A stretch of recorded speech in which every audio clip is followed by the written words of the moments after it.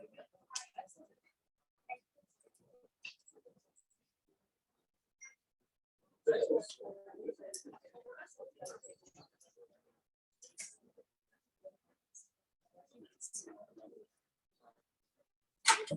right, good afternoon. I always like to share with you what the last exam looked like. Still have a number of people, well, a few people that need to take the exam yet, so we won't look at any specific questions. Before I curved it, the mean was a 68. So after I curved it, it was like mid 75, almost 76 range. So we are having a lot of A's. Unfortunately, a lot in the lower end to counteract that as well. So how did I curve it? I took off 0.8 for every question that you missed instead of 1. And then I gave everyone an additional point. So not maybe a usual way of curving. There was one person that got every single one of them right. So that was very impressive. I would just encourage you to come look at your exam sometime in addition to my office hours tomorrow afternoon. I'm also going to be around Friday at least till noon. I can be here later if that would suit somebody. Yeah, and we will go over a few questions in class, but we will wait till next week to do that. At some point, and I was going to wait till next week to mention that, but I just thought of it today. The drop day is usually the Friday of spring break, right? So we have next week and then spring break after that. And I don't usually talk about that very much, and I'm not trying to encourage people to drop. I'm absolutely not trying to do that. But I found that last semester, for some reason, there was a number of people that didn't really understand what that meant.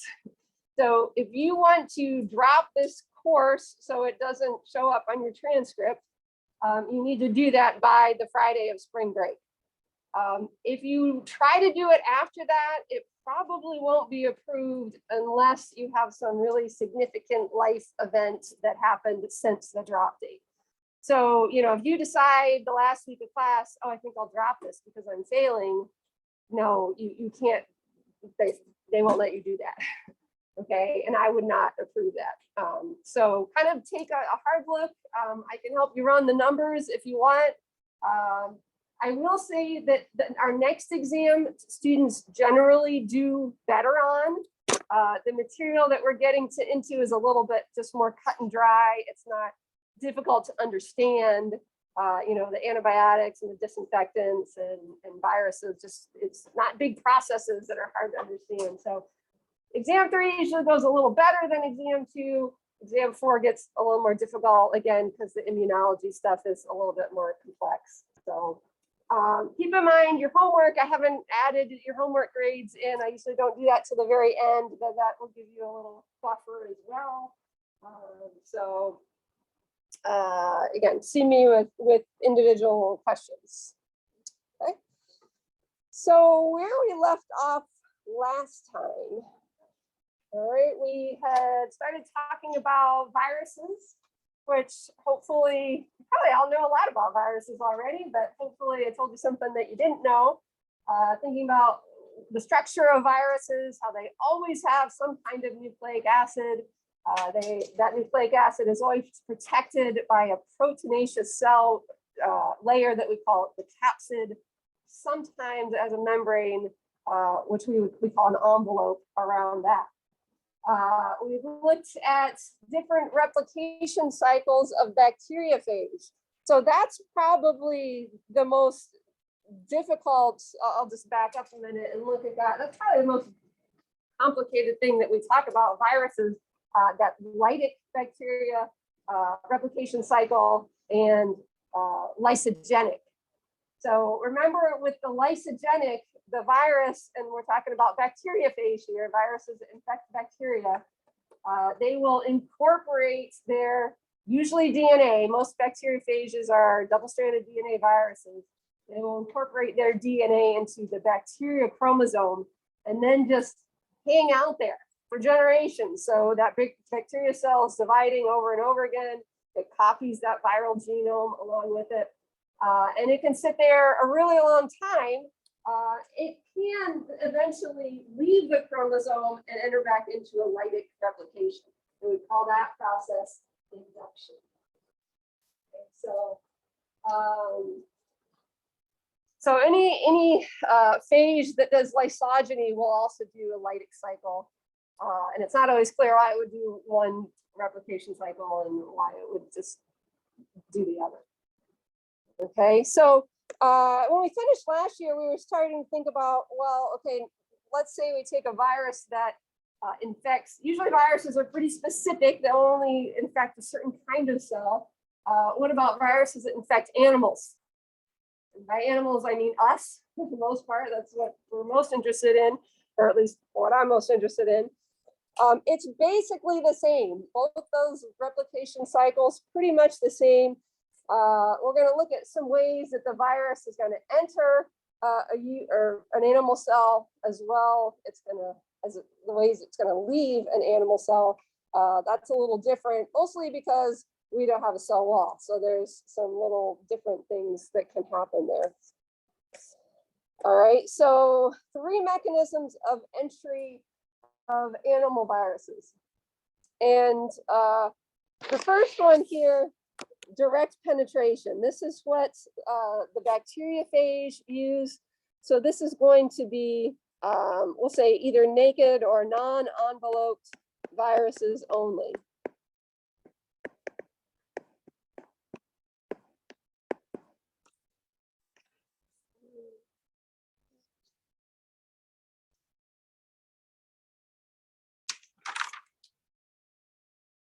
Okay, so this is what bacteriophage do. That capsid stays on the outside, it falls off, it's not needed anymore. We talked about how oftentimes there could be a little of that enzyme, lysozyme, that would, oh no, that's for bacteriophage, that would weaken the cell wall, forget that. For an animal virus, it's a lot easier to get that nucleic acid inside of our cell. And then this membrane fusion, as you would expect, these are going to be enveloped viruses only.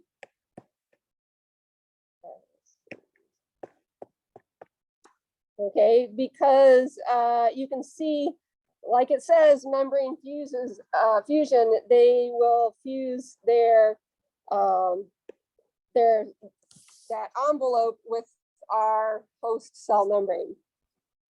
And then there's a third type that this could be, we'll say we'll use naked instead of non-enveloped because it's quicker to write. Naked or enveloped viruses can use endocytosis. So that's basically where they trick the cell into phagocytizing the virus. So when that phagocytosis takes place, it's going to kind of encircle that virion in a membrane. Eventually that envelope is going to fall off. Eventually the capsid here is going to come apart soon after that virion enters the cell, and then there's just the nucleic acid left over. There's a huge advantage for a virus to do endocytosis rather membrane fusion. Okay, can anybody think of what that might be? And we haven't talked anything about immunology yet, so this might not be something that comes to mind. But here with the membrane fusion, the virus, which remember in that envelope, there might be some viral spikes, and some kind of receptor proteins special for that host cell. If it fuses its membrane with the host cell, there's going to be some viral glycoproteins that remained in the cell membrane. Okay, those are flags to our immune system. This is not just self. Okay, there is something here that's not self. That's going to be recognized by our immune system, and that's going to be very quickly, that cell is going to be quickly targeted for attack. Okay, this way, the endocytosis, this is a little bit more stealthy. Virus is now inside the host cell. And as we'll see, we do have mechanisms to kind of advertise outside the cell what's going on inside of the cell. But sometimes those mechanisms can be downregulated by the virus, and it's going to be able to hide out a little bit better inside that host cell. All right, so now we've got the virion inside the animal cell. We talked a little bit about the different kinds of nucleic acid that are possible for a virus. Let's look a little bit more carefully, and now that we've just been through our whole genetics section, hopefully this will make sense. So right, you have some viruses that right are double-stranded DNA or single-stranded DNA, double-stranded RNA, single-stranded RNA. And now, if it's a single-stranded RNA virus, it could either have the plus sense RNA as its genome or a minus sense RNA as a genome. So remember, the plus sense, that can function directly as messenger RNA. Okay, so that virion, that its RNA is already ready to get read at the ribosome. Okay, if it's negative sense RNA, then it has to be copied to, the complementary strand must be copied to plus sense RNA to be read at the ribosome.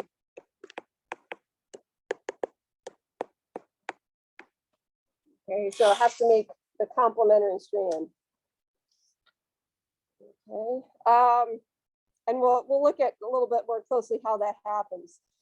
And just as kind of an aside, DNA viruses, when they enter the host animal cell, almost always have to make their way into the nucleus, because that's where our enzymes are to replicate DNA. And RNA viruses, there's no reason for them to go into the nucleus. They usually have to bring their own enzymes to copy their RNA. So you usually just do that in the cytoplasm. There is a few exceptions to that rule, but that's kind of what we generally see. All right, so hopefully this figures a little bit, helps us understand what happens. Viruses are double-stranded DNA, that the way they copy their genome, and again, this is the synthesis phase where they're making more nucleic acid. That happens just like it does for us. So they don't include that on this picture. But if you have a positive sense single-stranded RNA, right, that can get used directly and read at the ribosome. To make more of itself, it has to make the complementary negative sense strand, and then from that strand, it can make more of itself. All right, so you can never make a positive sense from a positive sense. And it would need, usually you need to bring an enzyme with it to do that, because we never make RNA from RNA. You would usually need an RNA-dependent RNA polymerase. Okay. So that's usually abbreviated RDRP, RNA-dependent RNA polymerase. Negative sense, kind of similar here, has to make a positive strand that then gets translated into proteins, and then using that positive strand, it will make more of itself. There are lots of RNA viruses that are both positive sense and negative sense. Pretty rare to have a double-stranded RNA virus. I think there's only one that infects humans, so they're pretty rare. So double-stranded DNA, it gets unwound, and then the positive sense translated into proteins, the positive strand. The negative strand, it will add the complementary other RNA strand to it to make more of itself. So, okay. All right, so the idea is, I just grabbed this figure off the internet. don't memorize the different kinds of viruses that, for example, orthomyxovirus, you don't need to know yet that that's a negative RNA virus, negative sense RNA. We're going to talk about that virus later on. No, that's one that causes influenza. The idea is no matter what kind of nucleic acid viruses have, the goal, they have to have some way to make positive sense RNA. Okay, because that's what's going to get translated into proteins. Okay, and there's actually another class there that it doesn't talk about, but just that's the goal there. All right, so what happens when those virions, okay, they make more of their nucleic acid, they take over the host ribosome to make their proteins, they get assembled, and then when they leave the host cell, there's several different ways that can happen. I'll go back to this first point in a second. If the virus does not have an envelope, then it's either going to leave by exocytosis or lysis. So your book doesn't include a picture of that. Exocytosis is just the opposite of endocytosis. It's enveloped in a membrane basically, and it leaves the cell. That's how it can happen a little bit more slowly. If it's undergoing lytic replication, it can burst the cell open and all the viral particles get released. Okay, again, that can happen if there's no membrane. If the virus needs to have a membrane around it, then it can't just burst the cell because it needs to take some of the host cell membrane with it. So that usually happens a little bit more slowly. It can, again, happen by exocytosis, or it can happen by budding. And just to help you picture that, that's where, again, the new virion grabs some of the host, usually the cytoplasmic membrane. You see these little spikes here. It will express those ahead of time on the host cell membrane, and then take that with it as it slowly leaves that host cell. Typically this happens kind of slow, but if this happens quick enough, it pretty effectually will lyse the cell, because our cells need an intact cell membrane. So if that happens quick enough, pretty much the cell gets lysed. And I wanted to mention that this whole replication process in animal viruses is usually a much longer process. Remember, bacteriophage, we said, usually take, I think we said 24, 25 minutes. Animal viruses usually take on the order of 24 hours. Okay, so hours, and measure that in hours instead of minutes, more like a day on average. Okay, so if we look at the pattern of virion abundance, so kind of analogous to a bacterial growth curve, where remember bacteria will have a lag period and then a log period where they're growing exponentially. Looks a little bit different even for a persistent infection. That's one where you have more gradual release of a few virions at a time. Maybe they're budding off from the host cell. So again, it's kind of a gradual increase there. Only takes one to enter the cell. And of course, we could compare that to the lytic replication of bacteriophage, where you get, maybe 200 or so bursting out of the cell all at once. We have animal viruses that do lysogeny, but we don't call it that for animal viruses. We have another name, we call it latency. Okay, so when animal viruses remain dormant in host cells. So in lysogeny, how we mentioned, the bacteriophage will integrate into the chromosome. For animal viruses, we just call it latency. So lysogeny that happens in animal viruses. That seems like not terribly clear. So let me clarify that. Latency is lysogeny in animal cells. All right, so just the terminology is a little bit different. And there's other differences as well. For instance, some animals, instead of having the virus, integrate into the host chromosome, and of course, we've got lots of chromosomes in our cells, they will form a little kind of plasmid-like structure in the host cell instead of integrating into the chromosome. Herpes virus is one that does that. And it really acts the same way, even though it's not right spliced in there in that chromosome.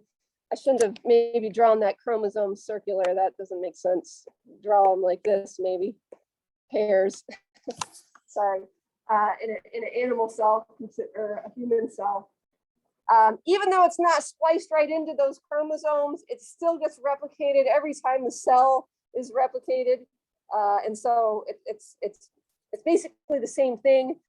We would call this a provirus stage, okay, where the virus is integrated into the host chromosome. Remember, bacteriophage, we call that a prophage. And the other difference is that this appears to be permanent.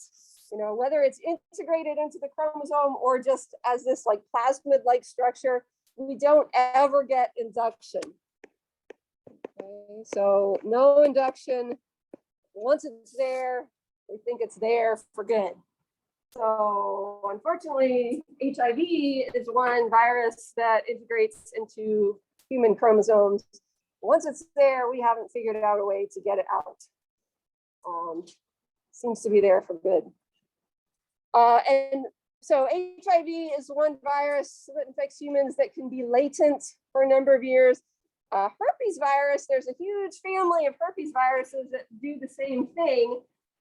Here's an example of one of the herpes infections. When it reactivates later in life, it can cause disease we know as shingles. So really nasty, painful rash. Very different from the original chickenpox infection that it first caused.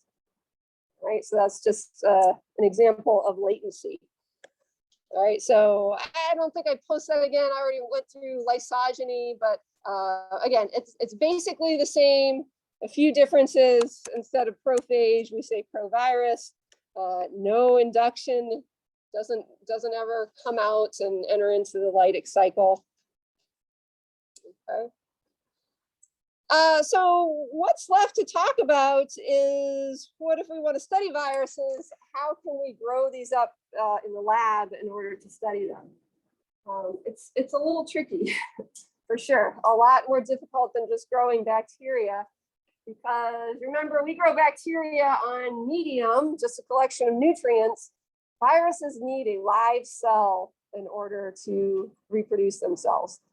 So we at one time in 213 lab did a lab with bacteriophage. So we added viruses to a lawn of bacteria that was already growing on a medium. And then what you look for, you count these little plaques. Okay, so instead of counting colonies like you did in the viable plate count in lab, you were counting places where the bacteria did not grow because there was a virus there that infected cells and it lysed a bunch of cells. So you see places where there's no bacteria growing. Okay, so it's relatively, it's not too hard to grow bacteriophage, again, in maybe something like a lawn of bacteria. This would be a way that would allow us to estimate the number of phage in some original liquid that we added to that lawn of bacteria. We count the number of plaques there. All right, so we could use bacteria cells to grow a bacteriophage. Another way that viruses are grown up are using fertilized eggs. So in this picture, apparently there's a number of places you can inject the virus into the maturing embryo. It depends what kind of virus you're trying to grow. We commonly use embryonic fertilized eggs to grow up huge numbers of influenza virus. And then we deactivate that virus and use it in the vaccine. I think eventually we'll get to not using eggs because this is a really slow process. And you have to figure out which strains of virus that you want to use. Like right now is when we're deciding what strains to use for next winter because it takes that long to make up enough vaccine. And if we could make that process a little quicker, we would have better flu vaccines. But that commonly use eggs, that's going to be a little bit more expensive than just using some kind of cell, whether it's a bacteria cell or some kind of cell culture. So if we're trying to grow viruses that grow in humans, we usually use certain kinds of cells. We used to call this tissue culture, but more and more refer to it as cell culture. The tricky thing about this is this medium that we have to keep our cells in is very nutrient rich medium. So it's difficult to keep bacteria from contaminating it. So we add antibiotics there to try to limit bacteria growth. Oftentimes you'll use plates that have, a number of, 6 or 10 or 12 wells in it. And then you have like a monolayer of cells, bathed in this medium. And then you add the viruses to grow in the cells. This is a little bit less expensive than using eggs or an animal, a lab animal. Two different kinds of cells that we can use. Diploid cells, these are cells that are prepared from some kind of stem cell. They typically will last about 100 generations. Okay, so they don't just live on and reproduce indefinitely. They live for, again, these are prepared from embryonic stem cells.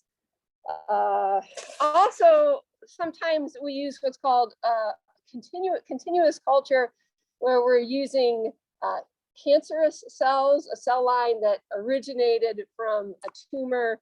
So for example, it's HeLa cells. The advantage to using those cells is that they just keep dividing indefinitely. Right? They don't ever die off as long as you keep them with the right nutrients. Okay. So as we finish here, I think it's appropriate to revisit the question, are viruses alive? I had said that there was, usually we say not, but there is always going to be some discussion about that.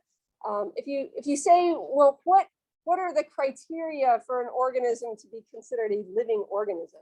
We usually go with these 4 criteria. So if it's a living organism, it will grow. Do viruses grow? No, you don't have baby viruses that grow up into adult viruses, right? They're just assembled. They're just put together. They do reproduce, but they have to be in a living cell.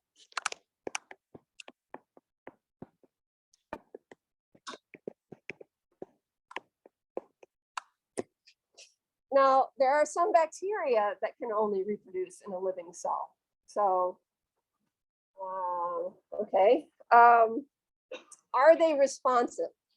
So by that, I mean, do the viruses respond to some stimuli? Do they change their behavior based on certain stimuli? This is the one that's a little bit arguable, I would say. In general, they don't respond to stimuli. I would say no, but they do certainly evolve over time. Right? A very high mutation rate, they do certainly evolve, and you could argue that they are able to kind of evade host defenses. So that's the point that will always be open to some argument. Do they have their own metabolism? That's definitely no. Okay, they just don't have the machinery for that. So again, most people would say no, we call it a particle, it's not a living organism, but people like to argue about stuff, right?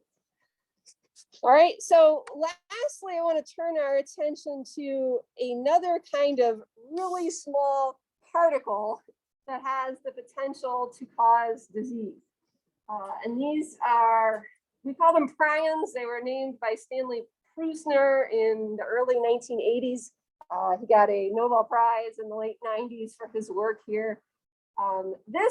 When we discovered these, this was one of those really like mind-blowing things, because what prions are, and where he took the name from a little bit, they are proteinaceous infectious particles. So they can cause disease. So they're just proteins. So the really mind-blowing thing here is that they do not have nucleic acid. Okay, so the difficult question here is, well, okay, that goes against the central dogma. The central dogma says that you only get proteins from messenger RNA. Okay, so there's no DNA, there's no RNA associated with these, they're just proteins. So how does it make more of itself? Well, we think this protein, we call it PRP, that stands for prion protein. And this is a protein we've discovered that is in all mammalian cells. It's a protein that's associated with the membranes of mammalian cells. And we don't really understand exactly the function of that protein other than it's there. And we found that if that protein gets misfolded in a certain way, then that's what we would call prion PRP. So here's the structure of that cellular PRP that, again, everybody has. And if that gets misfolded, so you can see over here, there's a few more of these beta sheets instead of alpha helices, then that's known as prion PRP. Okay, so we think that in a cell, if it gets exposed to prion PRP, this misfolded version, it will cause all the cellular PRP to now misfold. Okay, so you've heard the expression, one bad apple ruins the bushel or the bunch. That's kind of what we think happens. So all you need to be is exposed to a misfolded one to cause the correct ones to go bad. So what kind of problems does this cause? Well, you can see down here, these two pictures from your book. This prion PRP has the ability to kind of keep neurons from transmitting, eventually causes neurons to die. So on the left here is the normal brain tissue, and on the right here is some brain tissue that's been infected with prion disease. We get these white spots, these plaques, where the neurons aren't functioning anymore. So this causes some really devastating diseases. A number of them here we'll talk through. What they all have in common is that they're always fatal. And we're working on treatments, but we're a long ways away from that. So some prion disease that you might have heard of, the most famous one, Bovine Spongiform Encephalopathy, also known as mad cow. So this became, I don't want to say prevalent or widespread, but a number of cases found in England in the late 1980s. early 1990s. At that time, it was very common practice to feed animals the ground up remains of other animals. So that brain tissue get ground up and fed to other animals. So, you know, animals that had died of prion disease were getting fed to other animals, and that's how it was getting transmitted. Over 1 million cows sacrificed, just kind of out of, you know, being very careful. About a little over 200 people ingested prion mad cow contaminated meat and died. So in people, the people that ingested the cows that were infected, that disease in people is called variant Creutzfeldt-Jakob. So we'll just say mad cow in people. You can also get Creutzfeldt-Jakob disease just as kind of, it's very rare, but we think that sometimes that prion protein will spontaneously misfold. So again, thankfully that's very rare. Prion disease in sheep is called scrapie, and it causes them to act really oddly. They kind of will scratch up against fences and things till their wool wears away. I looked for a video on YouTube to show like what a mad cow, a cow with mad cow looked like. And it was too heartbreaking. I couldn't show it in class. Like they stumble around, they shake, they get kind of afraid of people, afraid of bright lights. And it's really, devastating to think about in a way. Chronic wasting disease. This is deer, elk, and moose. And we think that kind of gets passed around through just like sharing food and water, coming in contact with each other. There are deer in Michigan that have been diagnosed with this. We know that that's around. So luckily, we haven't been able to trace any cases in humans from eating ingested meat. That's the worry that would happen, but we haven't seen that yet. Okay, so how do these animals get it, and how do people get this? Just 1 second. We think there might be a genetic disposition. There are other prion diseases that I didn't mention that there's one called Fetal Familial Insomnia that we know runs in families, very rare. You can have the gene is fine, but you just have a sporadic misfolding that happens, or, you know, if you eat some infectious meat. So that's how we think people and animals could contract it. Is that a question? Yeah. So if you always die from, like, if you get mad cow disease, is there, like, if I have a teacher in high school, but she wasn't allowed to donate blood because she actually lived over in Europe in the 80s. All right. Yeah. And they were like, well, we don't want to risk it if you got like infected somehow, but wouldn't she have died when she got infected? So the question is, we had a teacher that they used to say when you give blood, they always used to ask you, you know, have you lived in England or visited England between, you know, this time frame and this time frame, just to worry that people had been infected from it. I think that it just takes a number of years until it would start to manifest itself. Sometimes I think that's kind of variable. So, you know, hopefully, you know, probably that was a long time ago. So I would think she would have gotten it by now. I wasn't even aware that they're still asking that question. But yeah, I mean, the worry is it's so hard to deactivate prions. Like you need. That's why I was in England in 1990, and everybody said, "Don't eat the meat. Don't eat hamburger. Don't eat hamburger." And I thought, well, it's cooked. What's the big deal?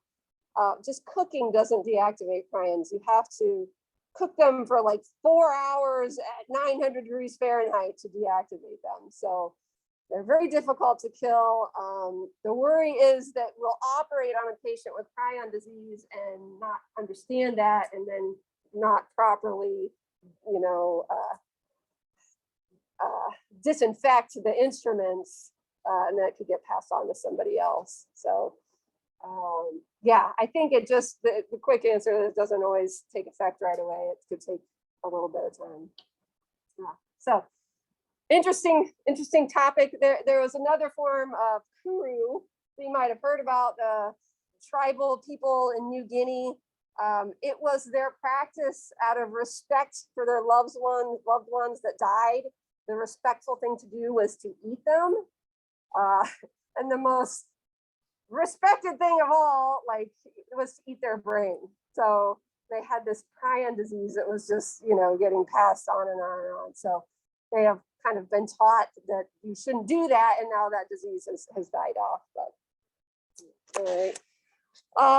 And lastly, this was just I didn't post this. This was just a newspaper article from about 5 years ago that talked about using bacteriophage as a way to like use wound dressings dipped in bacteriophage that were specific for Pseudomonas.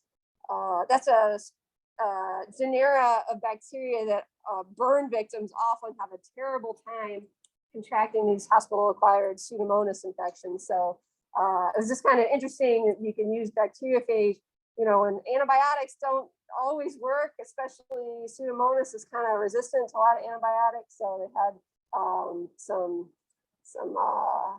you know, good things happening from that study. But it's kind of cute here. They talk about, you know, newspapers when they talk science, sometimes they say weird things, like they said baby viruses come out of the blah blah blah, you know. So anyway, okay, so to finish up here, we'll give you a practice question here before we move on. Specifically did not review what that term meant. So see if you remember that. I'll give you a minute.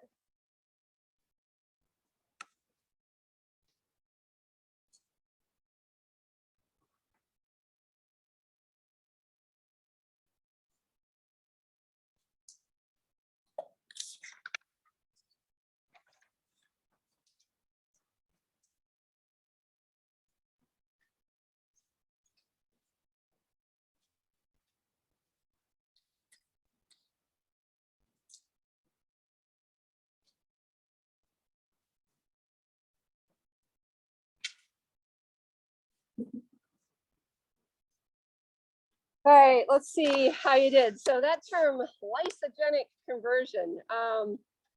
This first one, A, that refers to induction. Okay, so that's not correct. What we're talking about, the correct answer here is B. When the bacterial cell that gets this new piece of DNA, it actually encodes for something like a toxin maybe that now the bacterial cell can make. So it actually changes its phenotype by that new piece of DNA. Okay. All right, any questions, comments? All right, let's see. Let's move on then to thinking about ways to kill microorganisms when we don't want them around. I kind of like this little cartoon. Bacteria free. It just means I don't charge you for it. All right. Well, we're going to think about a lot of ways to make things bacteria free. Chapter 9 is control of microbes. Throughout history, we've had a lot of ways, a lot of things that we have tried to do to try to keep ourselves from becoming sick. And because we didn't understand what caused disease, we can laugh at a lot of these things now. But this picture here, apparently people thought that if you bathed in urine, that would keep you from getting sick. Gross. Of course, using leeches, that was the answer really for a long time, up until almost the 1900s. We thought if, you know, infection was just an imbalance of, you know, bad blood. So get rid of that bad blood and that would heal you. In fact, it made people more sick most of the time. thinking bubonic plague years, apparently people thought that if you tied a live plucked chicken to your buboes, your lumps that you got from bubonic plague, that might get rid of the infection, or wearing a dead toad around your neck. Couldn't find a good picture of that one. And of course, mid 14th century, this is what personal protective equipment looks like. That plague robe. The doctor wore this beak that had like herbs in it, so they wouldn't breathe in that bad air that they thought perhaps contributed to the disease. I'm not sure what this stick is. I think maybe that's just so he didn't have to touch the patient. I'm not really sure, but kind of some wild stuff. So moving forward, we're going to think about, there's a lot of different ways to cut down on microbial growth that we don't want around.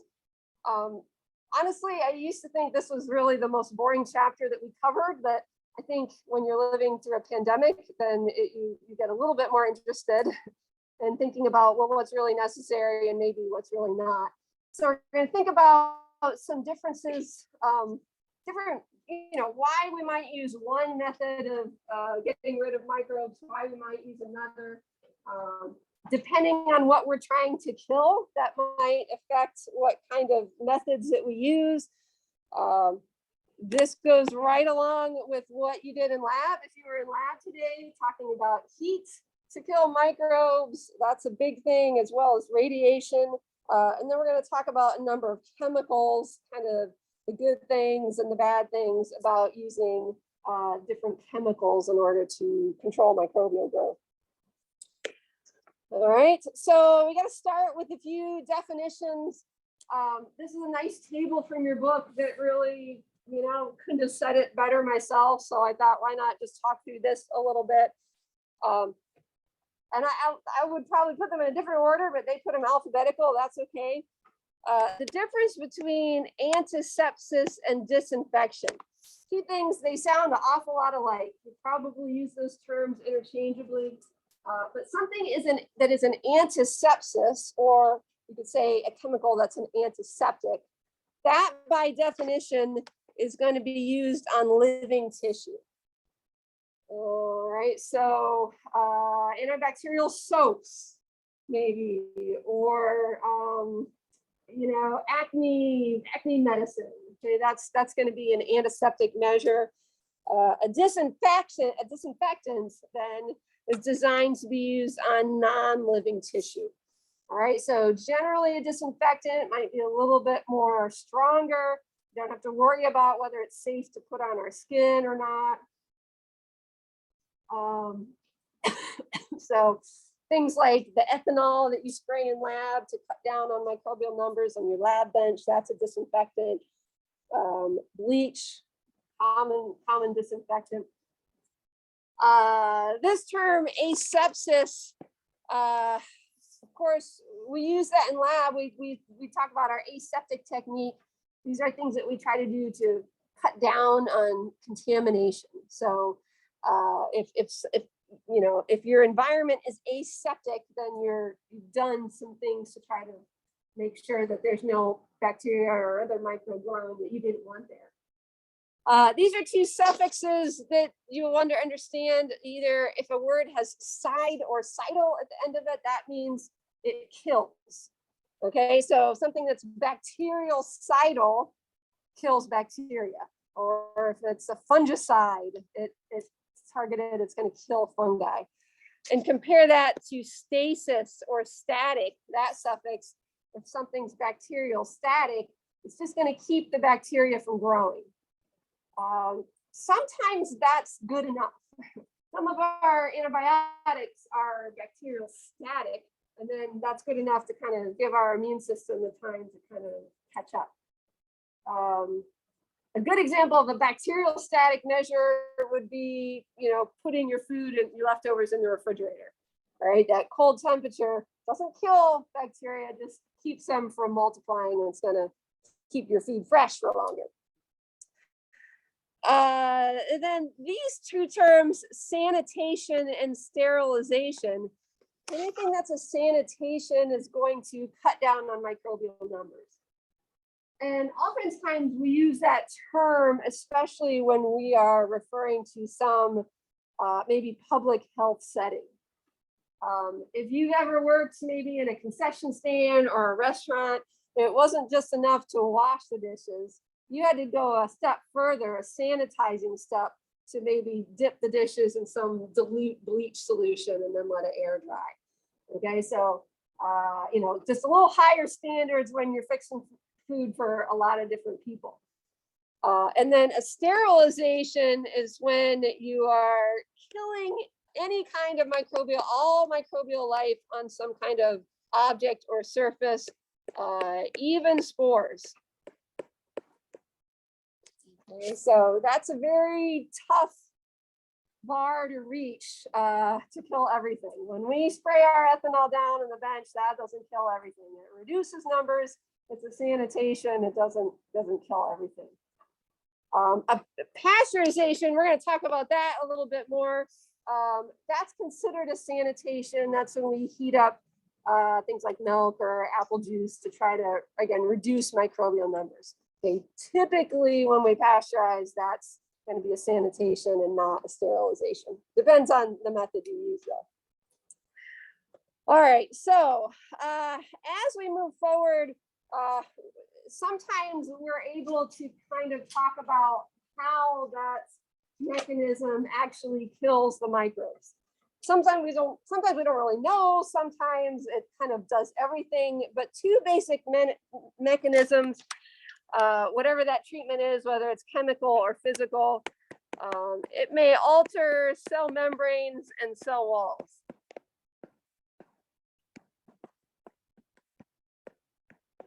Okay, so if you alter the cell wall of, say, a bacteria, it's going to make it a lot more susceptible to changes in osmotic forces and make it a lot more likely to burst. Okay, so we know that that's pretty effective. Of course, we need our cell membranes intact. We've seen how organisms will produce lots of ATP when they respire at their cell membranes. If their cell membrane is not intact, then those protons are diffusing in wherever they want and the ATP is not generated. We only want them to diffuse in where that ATP synthase is. Okay, so they're gonna have trouble generating energy. Things are gonna go in and out of the membrane that aren't supposed to if the membrane's not intact. And of course, envelope viruses, all of their attachment proteins are going to be in that membrane. So if that membrane's not intact, and they lose the ability to, you know, attach to the cells that they need to. The other mechanism is that damage done to proteins and nucleic acids.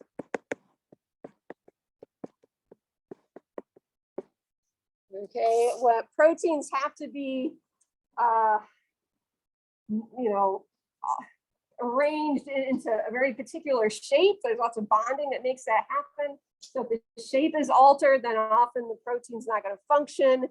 We just got done looking at different kinds of mutations and how if enough of those are going to build up, then the cell's not going to be functional anymore. So, all right, so I'm going to make it right a little bit on this slide, where a lot of the other ones I'm just kind of talking at you. So there's a lot of different, we're going to talk about kind of all the different methods that there are.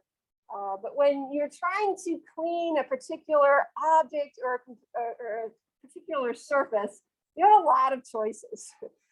So how do you decide the best way to do that? First of all, think about the site to be treated. Okay, is this a live surface? Is it a inanimate object?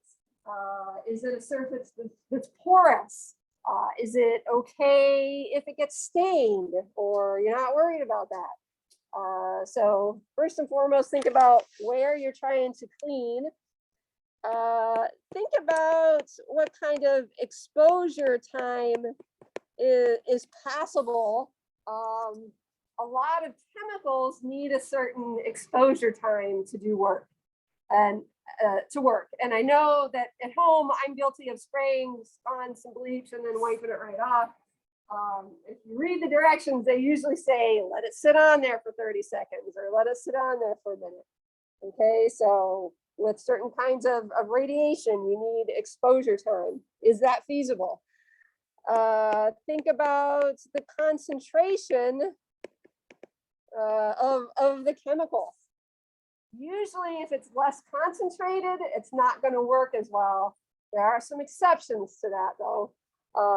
But that's generally the case.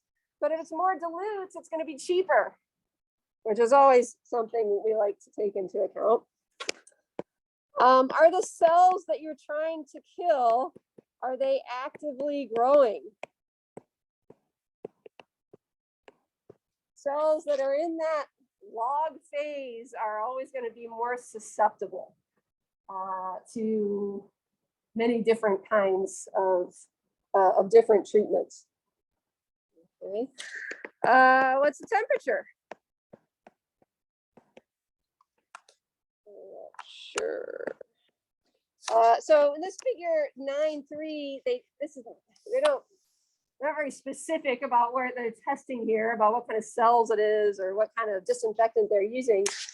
But they say that cells treated with a certain disinfectant at 20 degrees Celsius, so remember that's about room temperature, it takes about 10 hours with that particular treatment to get down to 10 cells or so. Where if they do the same treatment at over 100 degrees Fahrenheit, much warmer, the cells die a lot more quickly. So they're more like 4 hours maybe. Okay, so temperature can make a difference as to how fast microbes die. pH can also make the difference as well. And you know that if you've ever taken care of a swimming pool, they often have to check the pH of the water because chlorine will disassociate as if the pH gets too high. Okay, so you can see it at pH about 6, you got 100% chlorine, and then if the pH rises up, then again, the chlorine will disassociate and not be as effective, and they might get algae growing or whatever. Okay. Last thing is there organic matter present?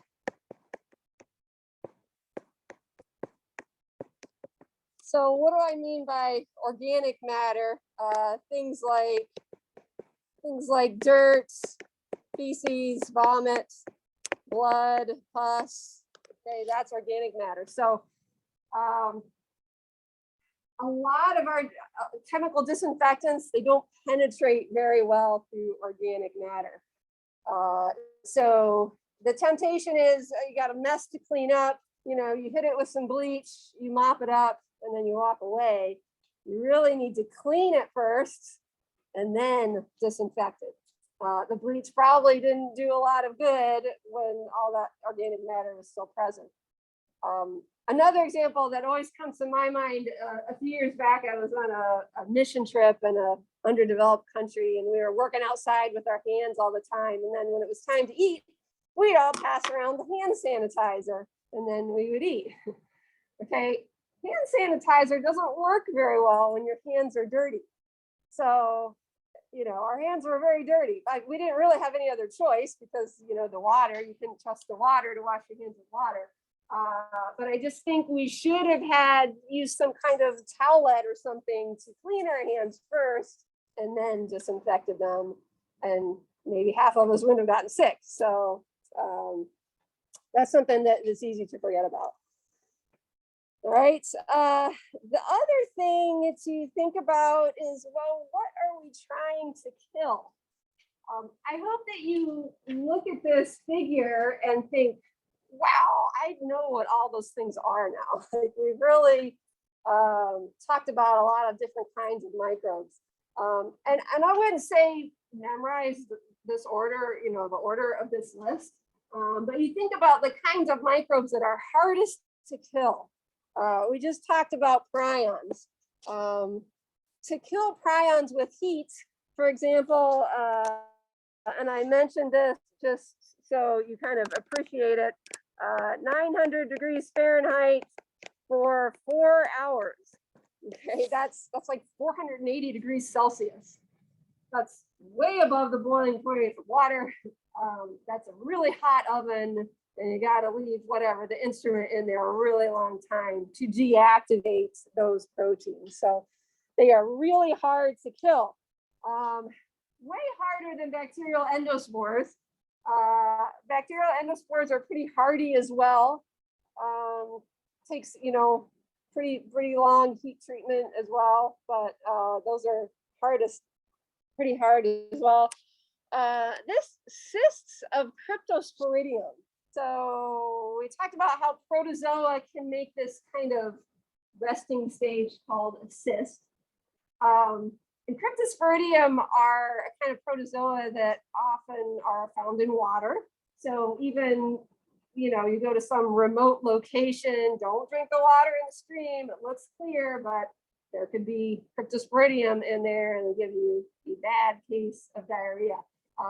And I was looking at this right before lecture and I thought, oh, you know, back in the 90s, crypto meant something very different to people in the 90s.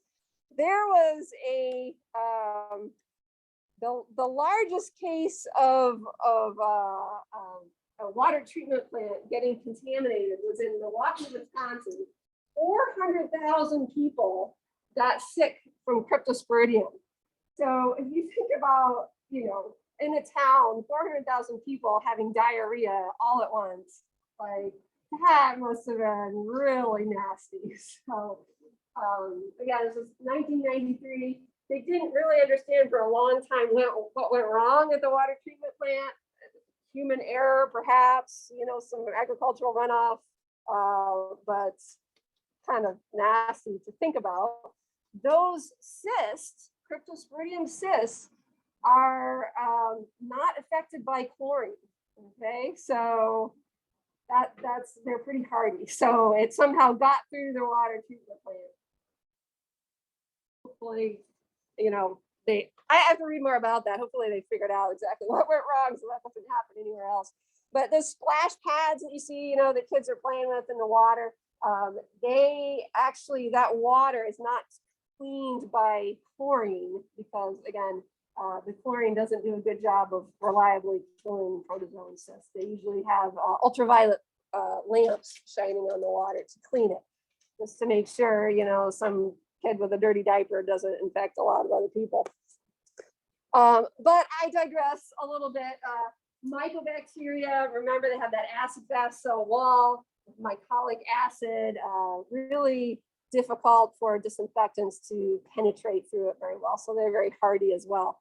At the end of this spectrum here, easiest to kill, enveloped viruses. COVID, enveloped virus isn't gonna stay out very long, stay viable very long on surfaces that in that membrane are, you know, the proteins that it needs to attach to our cells. That just dries out really quickly. So things like influenza and COVID aren't very hardy in the environment. Small non-enveloped viruses like norovirus is very hardy. So it can persist for, you know, a week or even more. So that one can be hard to get rid of. You know, and these are kind of generalities here. They say that gram-positive bacteria are a little bit easier to kill than gram-negative.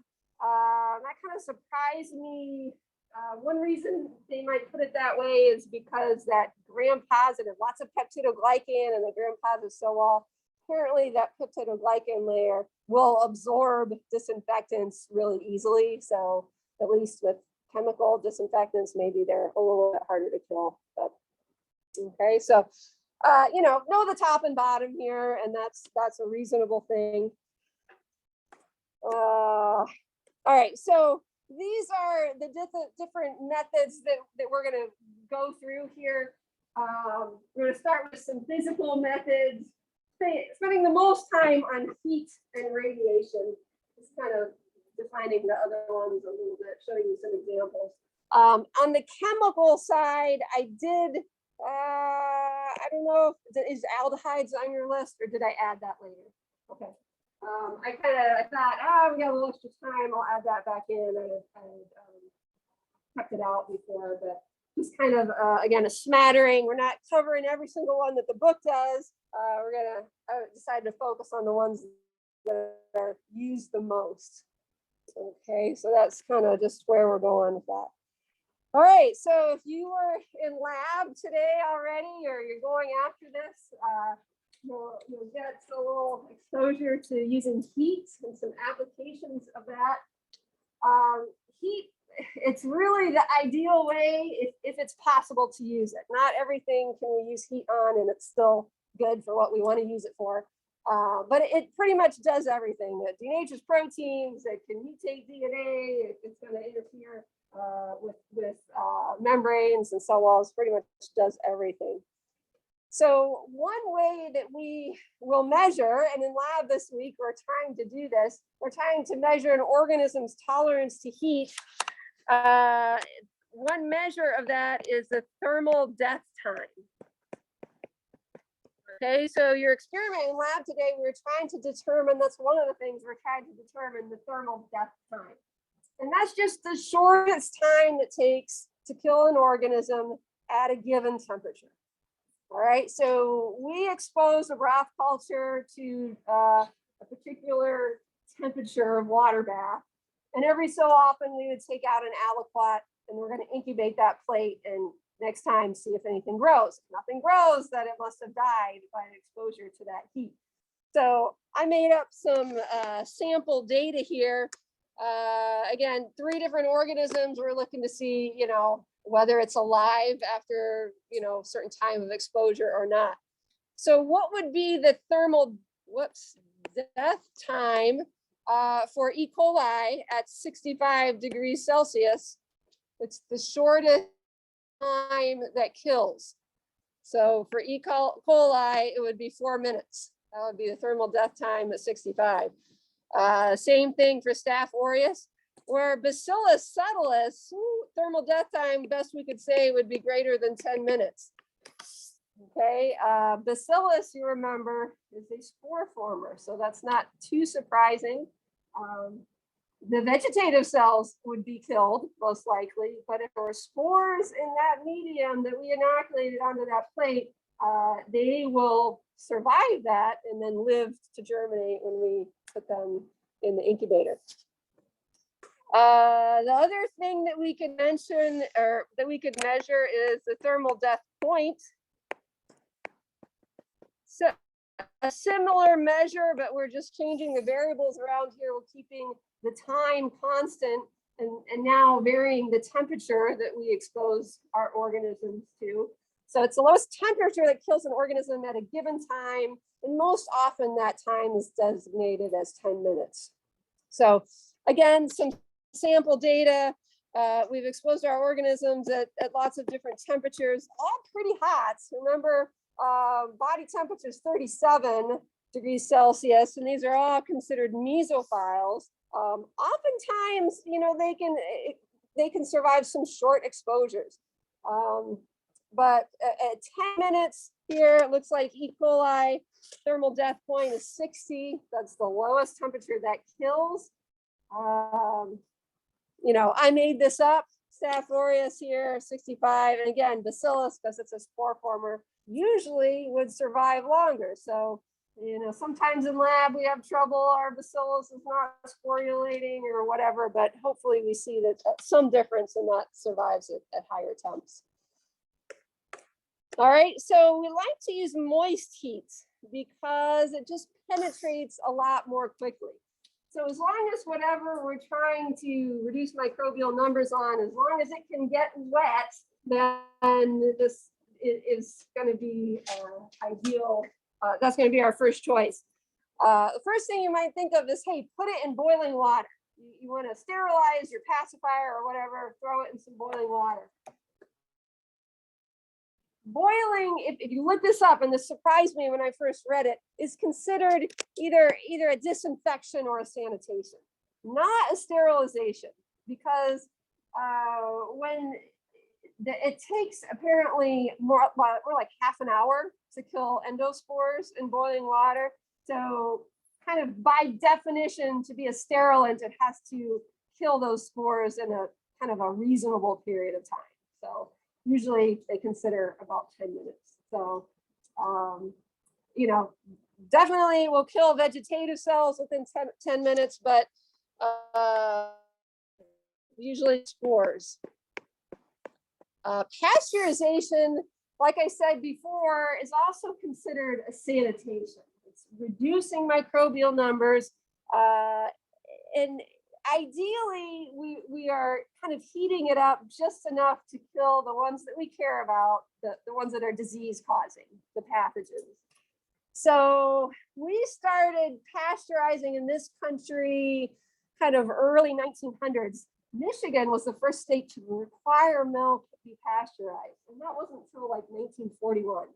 So that process was kind of a slow process to be adapted. Of course, the farmers hated it because it was more regulation.